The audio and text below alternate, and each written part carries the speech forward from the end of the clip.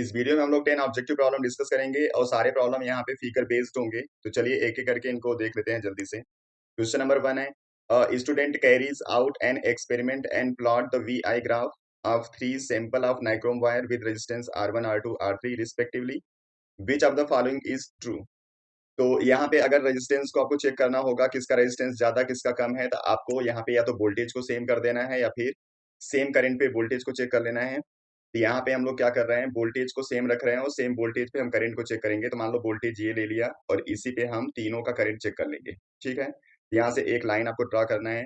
तो R3 के लिए करंट आपको ये मिल रहा है जिसको I3 बोलेंगे, इसके लिए करंट आपको मिल रहा है I2 और इसके लिए करंट मिलेगा I1।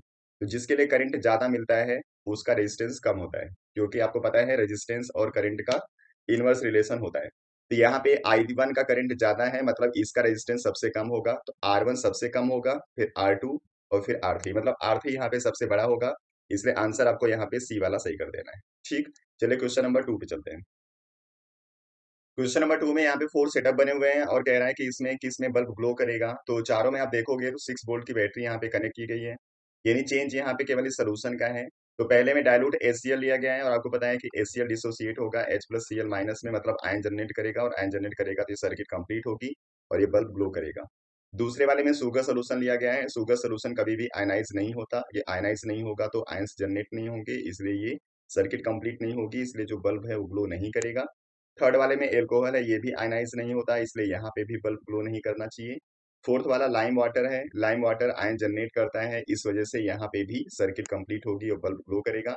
मतलब फर्स्ट और फोर्थ कंडीशन में बल्ब ग्लो करेगा, बाकी दो में नहीं करेगा। तो फर्स्ट और फोर्थ कंडीशन आप देख लो कौन सा दिया है। ऑप्शन यहाँ पे बी करेक्ट है, इसलिए आपको कर देना है आंसर बी। चलिए क्वेश्चन नंबर 3 पे चलते हैं। क्वेश्चन नंबर 3 में यहाँ पे एक बॉक्स लिया गया है, and a beam of light are incident through the hole A and B and emerge out of box through the hole C and D respectively, as shown in figure, which of the following could inside the box. तो कह रहा है यहाँ पे box के अंदर कौन सा ऑप्टिकल डिवाइस रखा हुआ है जिसकी वजह से लाइट को इंसिडेंट इस तरीके से किया गया है। तो इस तरीके से यहाँ पे लाइट इमर्ज हो रहा है। तो अब आपको पता है कि जब पैरेलल बीम ऑफ लाइट को आप पास करो और पैरेलल बीम ऑफ लाइट ही मिल रहा है, तो यहाँ पे आपको पता होना चाहिए कि कौन सा ऐसा डिवाइस है जो पैरेलल बीम ऑफ लाइट को कन्वर्ज या डाइवर्ज नहीं करता। अब अगर कोई भी हम लोग मिरर या लेंस लेंगे तो वो क्या करता है, हमेशा लाइट को या तो कन्वर्ज करेगा या फिर डाइवर्ज करेगा। ठीक है, अगर प्लेन मिरर लेंगे तो लाइट को रिफ्लेक्ट करेगा, वो यहाँ से पास नहीं होने देगा इस साइड। इसलिए आपके पास एक ऑप्टिकल डिवाइस बचता है जिसको हम लोग बोलते हैं ग्लास स्लैब। ग्लास स्लैब क्या करता है, बीम ऑफ लाइट को पैरेलल रखता है, बस थोड़ा सा लेटरल डिस्प्लेसमेंट हो जाता है।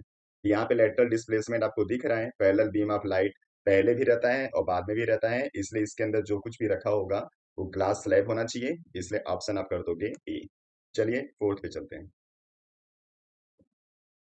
अ copper wire is held between the pole of the magnet. यहाँ पे एक मैग्नेट रखा हुआ है हार्शू टाइप का और उसके अंदर ये एक वायर रखा हुआ है। इस वायर के अराउंड जो डायरेक्शन है उन्होंने डायरेक्शन मेंशन किया हुआ है इस तरीके से। The current of the wire can be reversed, the pole of the magnet can also be change over, in how many of the four directions should can the force act on the wire. तो यहाँ पे कह रहा है कि आप इसके अंदर जो करंट पास हो रहा है उसको भी रिवर्स कर सकते हैं और जो पोल है उसके भी डायरेक्शन को आप बदल सकते हैं। तो कितने तरीके से यहाँ पे जो डायरेक्शन ऑफ फोर्स है इसके ऊपर अप्लाई हो सकता है। तो आपको पता है कि फ्लेमिंग के लेफ्ट हैंड रूल से अगर आप मैग्नेटिक फील्ड को और करंट को एक दूसरे के परपेंडिकुलर लगाते हो तो वहां पे जो फोर्स होता है वो इन प्लेन के परपेंडिकुलर काम करता है।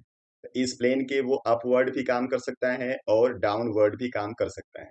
मतलब यहाँ पे पोल को चेंज करोगे और करंट को चेंज करोगे तो केवल दो कंडीशन है, कभी यहाँ पे फोर्स अपवर्ड काम कर जाएगा तो कभी डाउनवर्ड काम कर जाएगा। इसके अलावा कोई थर्ड डायरेक्शन नहीं है जहाँ पे फोर्स काम कर सकता है।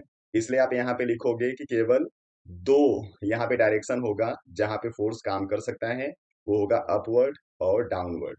और उसमें भी क्या होगा, जब कोई एक डायरेक्शन आपने मेंशन यहाँ पे कर दिया होगा तो इसमें से किसी एक को जब आप रिवर्स करोगे, या तो आप करंट को रिवर्स कर लो या फिर इसके पोल को रिवर्स कर लो, तभी फोर्स दूसरे डायरेक्शन में काम करेगा।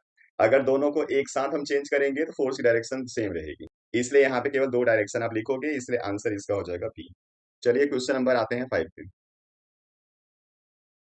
यहाँ पे कह रहा है which of the following is the correct observation of the reaction shown in the above setup. यहाँ पे एक सेटअप बना हुआ है जिसमें मैग्नीशियम रिबन को बर्न किया गया है और वाच ग्लास के ऊपर मैग्नीशियम ऑक्साइड यहाँ पे लिया गया है। आपको पता है मैग्नीशियम जो ऑक्साइड है वो व्हाइट कलर का होता है।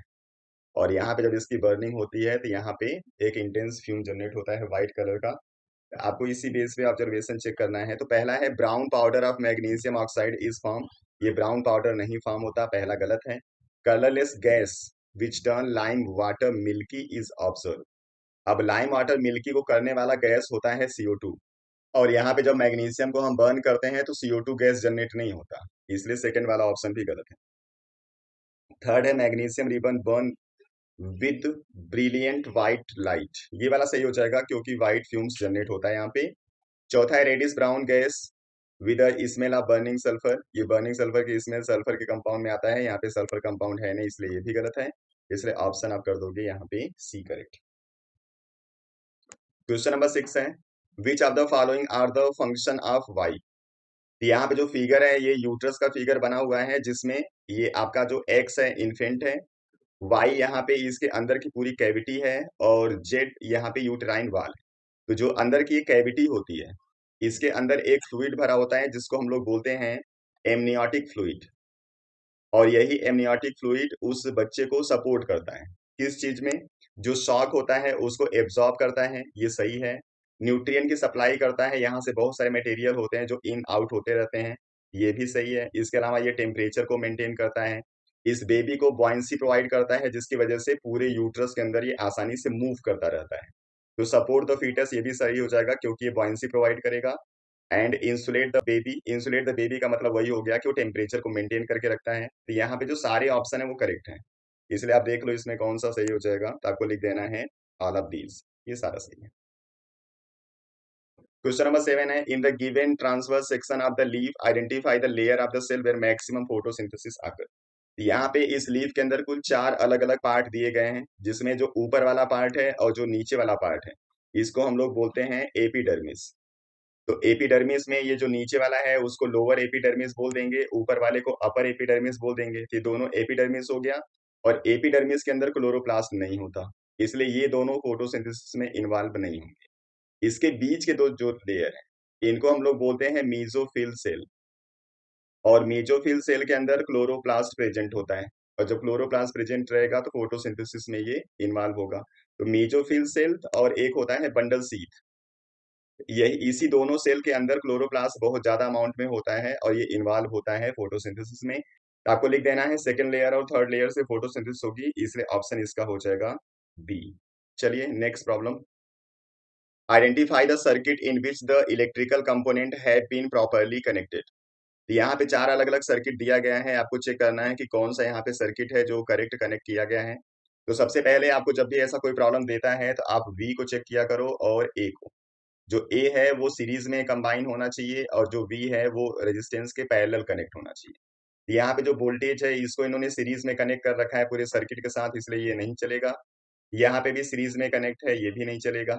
इन दोनों में रेजिस्टेंस के साथ पैरेलल कनेक्ट किया गया है, इसलिए इन्हीं दोनों में से कोई आंसर करेक्ट होगा। अब इन दोनों को चेक कर लो। तो इन दोनों में आपको चेक कर लेना है कि बैटरी का जो टर्मिनल है ना वही सेम टर्मिनल आपका ए मीटर का होना चाहिए, यानी नेगेटिव की तरफ से नेगेटिव बाइंड होना चाहिए, पॉजिटिव तरफ से पॉजिटिव।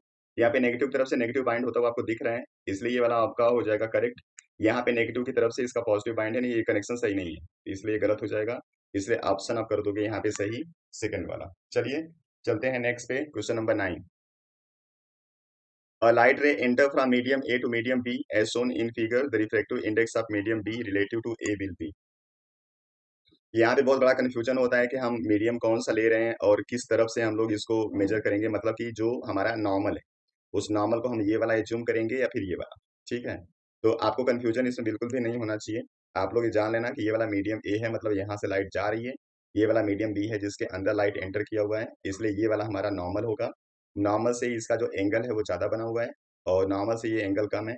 जब एंगल कम होगा तो इसका मतलब इसका रिफ्लेक्टिव इंडेक्स ज़्यादा है, और जब रिफ्लेक्टिव इंडेक्स मीडियम बी का ज्यादा होगा तो आपको लिख देना है कि ये ग्रेटर देन यूनिटी होगा। तो इसका आंसर आप लोग याद रख लेना, ग्रेटर देन यूनिटी आपको लिख के आना है। चलिए question number 10। In the following given circuit heat produce in the register और combination of register connected to 12 volt battery will be. यहाँ पे केवल एक रजिस्टर लगा हुआ है, यहाँ पे दो रजिस्टर लगे हुए हैं सीरीज में, यहाँ पे दो रजिस्टर लगे हुए हैं पैरेलल। तो सबसे पहले इन तीनों का हम लोग निकालते हैं हीट, उसके बाद यहाँ पे ऑप्शन को चेक करेंगे। तो हीट का जो फॉर्मूला है उसको हम लोग यूज करेंगे कौन सा, V square t by R. और यहाँ पे सेम टाइम तक तीनों को हम लोग कंसीडर करेंगे, इसलिए टाइम आप हटा सकते हो, यानी वी स्क्वायर बाई आर को हम लोग यहाँ पे कंसीडर करेंगे।